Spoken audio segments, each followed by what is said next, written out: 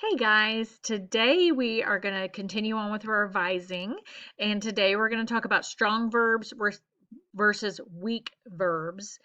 And this kind of ties back into our work we did the other day with the thesaurus. So some of these things you may have already switched, but again, I just want to plant these little seeds of ideas of things that you can revise and change in your writing to paint a clear picture for your reader and to keep your reader more engaged and enticed in the story where they want to know what's next. So, you want to use strong verbs as another way to improve your word choice and your personal narrative. And so here it says to pick 5 verbs. You may or may not have 5 verbs that you switch, but that's just kind of a goal for you to keep in your head. But you do need to switch some. So I'm going to take a second and look at this image I have over here, right? So you could say look forward, like I looked forward to whatever. But a better way, a stronger way of saying that is to say that you anticipated something, right?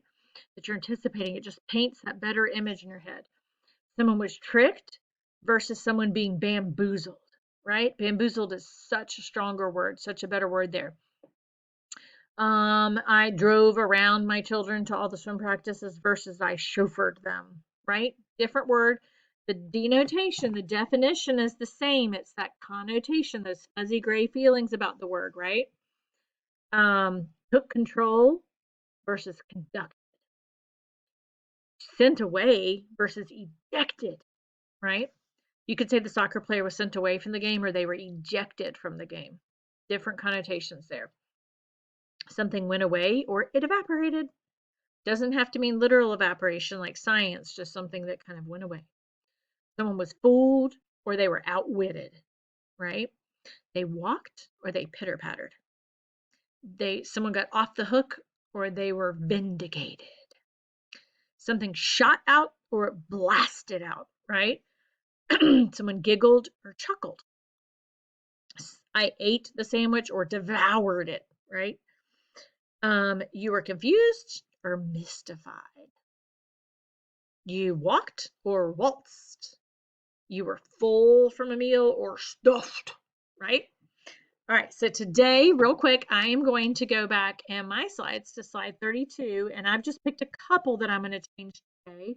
We're not going to go all the way through my story, but I do want you to go all the way through your story. So let's look here. So we have our starting paragraph. Buzz, what's happening? Panic. And I'm going to change this word flows to pounded, right? Because flows sounds a little gentle, right? It wasn't just flowing along like a stream, right? It was pounding or pulsing through my veins. That panic was ever present, right? So I'm going to change that word there.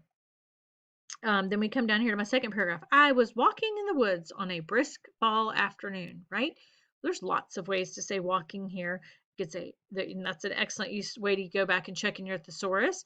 But I am going to say that I was strolling, right? Because I was just on a casual, fun walk with my friends. We had no specific purpose. We were just strolling along, singing our Olivia Newton-John, having a grand old time. Down here, we go from singing, and I am going to change singing here to belting out because we were loud and proud.